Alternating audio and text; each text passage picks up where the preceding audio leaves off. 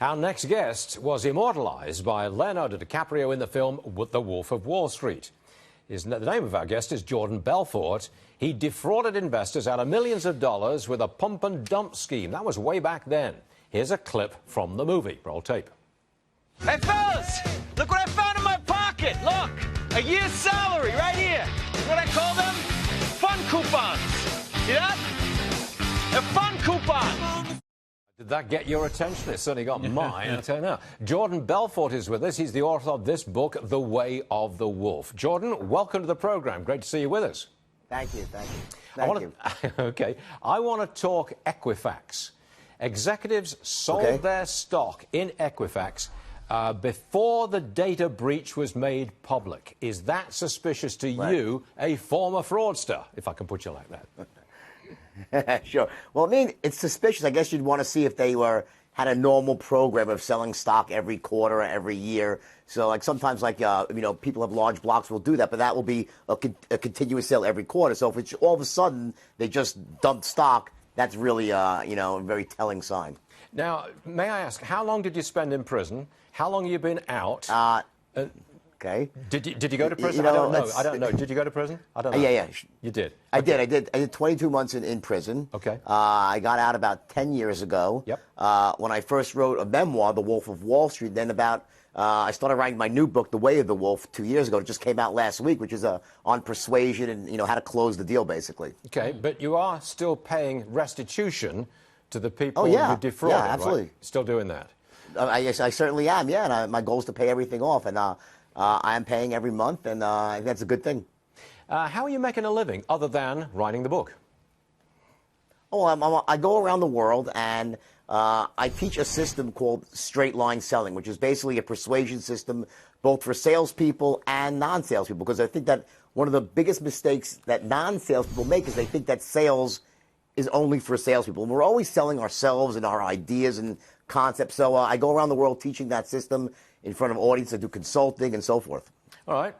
I think isn't there a clip in the movie where the Wolf of Wall Street, you, are saying, make me buy this pen. Make me buy this pen. I think that's right. So what's your technique? Well, I'm actually, yes. So the irony is that I'm the MC announcing Leo, who's playing me, and he comes out and he says, sell me this pen at the end of the movie. So the straight line is based on that, one of the biggest mistakes that people make when they sell is they try to just talk rather than starting off asking questions. So the first step is you want to take control of the sale. And we show you how to do that in the book and in my system, basically, which is about sounding like an expert, on the ball, sharp. And then you use that to ask questions, identify someone's needs, and then transition into your solution and so forth. So it's a very elegant system. And I'll say this, it's been effective with people all over the world in all walks of life. And the key is you use it elegantly and ethically. And that was the mistake I made many years ago. Is it ethical? I mean, a technique, a sophisticated technique that sort of goes round reality a little bit, uses a lot of persuasion. Is that strictly speaking ethical? 100% ethical. In fact, I'm sure many of your viewers have probably read the book already. It's been selling really well. But I'm talking about ethics and integrity the entire time.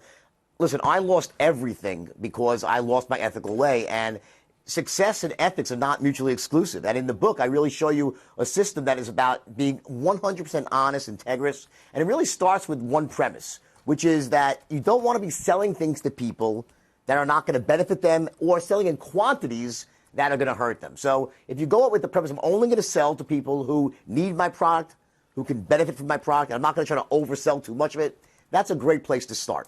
How you doing? Personally? Yeah. I feel great. Listen, I have a wonderful partner, a woman, my fiance, and we're together for about 10 years. So I'm living a very nice life right now, quiet, much more sedate than you saw in the movie. And I'll tell you, the book took me 2 years to write, so I'm so glad to be done with the book finally. I'm a very slow writer, but I'm feeling great. I'm keeping myself healthy, but do you miss it? My kids are healthy too. I mean, there's a certain level of real excitement when you get real money in your hand, as we saw in the movie clip there. You miss it? Honestly, listen, I do well. I pay back a lot of money to investors, and I do well. But the thing is, I'm a lot happier now. I mean, not a lot, 1,000 times happier now than I ever was back when I was addicted to drugs and just going crazy. I mean, things that make sense at 25 don't make a lot of sense at 55. So my life today is basically about, staying home and watching. I mean, it's the prime of TV right now, great TV shows, ordering in food, and also going around the world. And I get my rush by going around, I speak in front of large audiences, and by teaching the system that it's in the book. That's really my rush, when I get to go out there and share the idea with many, many people around the world. You never lose the desire for the rush, do you? You never quite lose it. You just get the rush in a different way, right? Well, there's 100% correct. So there's a sustainable way, which is how I do it now, which is ethically empowering people, versus an unsustainable way with drugs and women and everything else and not abiding by the law. That's not sustainable. And frankly, if I could go back and change that, I would change some of my behaviors for sure. I would. Can I just ask one last question? How accurate was the movie? Of course. The movie was very accurate in the front half.